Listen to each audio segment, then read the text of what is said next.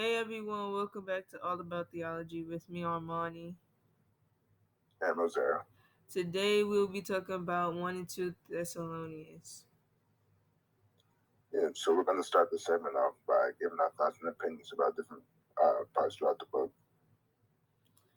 Mazeo and I will go back and forth asking 5 questions each, and we will give our honest opinions and thoughts. Hence the name of the segment. So I'll be going first with my first question. Why is it important that he references a continued growth in love and faith? I think it was important that Paul says this because they're going through like trying times with all the persecution and like life was like really difficult for Christians at the time. So they needed like faith so they could like persevere through that time and focus on God and not lose all hope. Uh, my first question is, what was your favorite verse in either of the books and why? My favorite verse was don't let anyone deceive you. Don't let anyone deceive you in any way, for that day will not come until the rebellion occurs and the man of lawlessness is revealed, the man doomed to destruction. It was from 2 Thessalonians 2, the third verse. This is my favorite verse because it is telling me not to deceive anybody, not not to let anybody deceive me, but also not to get mad at the person that is deceiving me if they do, because they are doomed in a way that they won't get come back from. My next question is, why do you think Paul chose to open his letters by introducing himself?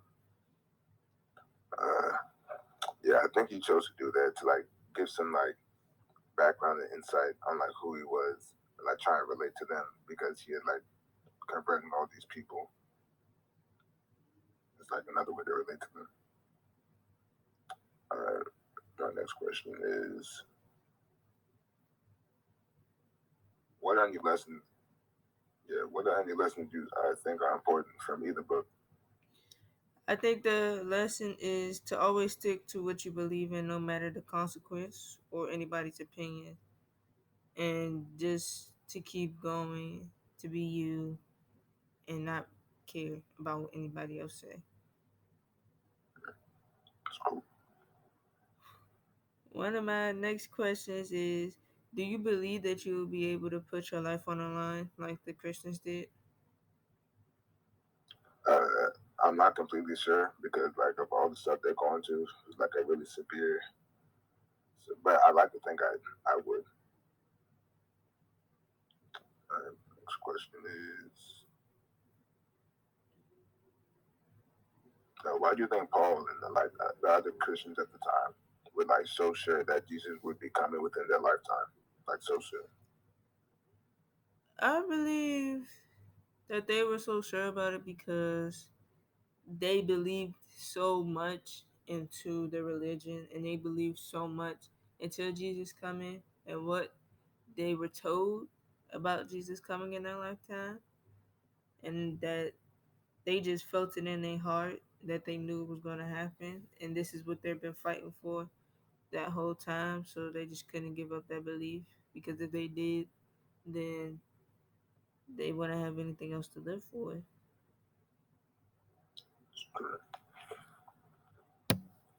My next question was, what did you take away from Paul's suffering? I took away that it's always best to put trust in God, even in harsh times, because eventually God's going to provide, even if it may not seem like He will in the moment. Yeah.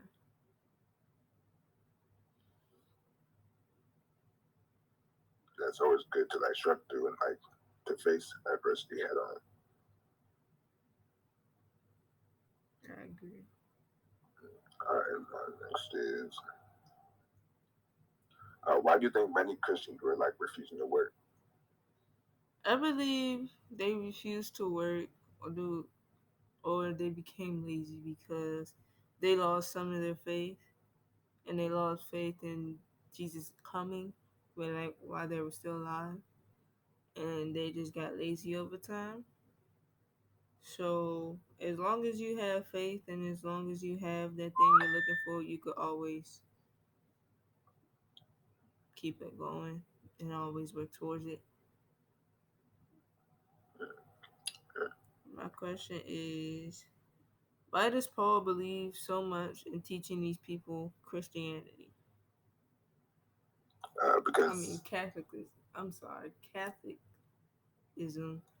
Can't say the word, but yeah. Catholicism. Yeah, I think he was doing that because like that's what he was called to do. Because cause, like we had learned like earlier, he like took part in like the persecuting uh, earlier Christians and stuff like that. So I think like now he's trying to do the opposite and like what's the word like rectify his mistakes that he had made and try and spread the word of God and the gospel. Uh, my next question: oh, do you feel any parts of the book like relate to our lives in the current day? I do. I feel most close to the part when they were having doubts about their religion and about following it because of all the problems that were happening. And I have the same problems, but it's not technically a religion that I'm thinking about. It's just technically being me and doing the things that I like and focusing on what I want. I have doubts about doing that sometimes because it is and it can be difficult to do it, but I still keep going. I kind of relate to that too. Um, Now we're finished with the questions. We can talk a little bit about the book itself. I believe that the book itself is something kind of powerful. It's something that could grow on you if you read it. It's something that can teach you a lot of things about life, even though it might not intentionally be trying to, but it does. Yeah, I feel the same way. And I also like how it like gives some insight of like how earlier Christians were like treated, how like the stuff they had to go through. I understand that. And like me not being Christian and not having a specific religion that I'm tied to, it is it's kind of weird reading like the theology like Thessalonians and stuff, but I can see what Thessalonians can teach you and what it could give to you and like how powerful it is to move you and to tell you that keep doing you, keep pushing, keep doing what you believe in. You got this. Nobody can stop you. As long as you keep working, nobody can stop you. Yeah, I like that too. And kind of piggyback off what you said. Like I also liked how it was structured. How like Paul would have a prayer. I always have like a prayer to Yeah. like words of encouragement to like keep going and like commending them on like staying strong in their beliefs and Also, all.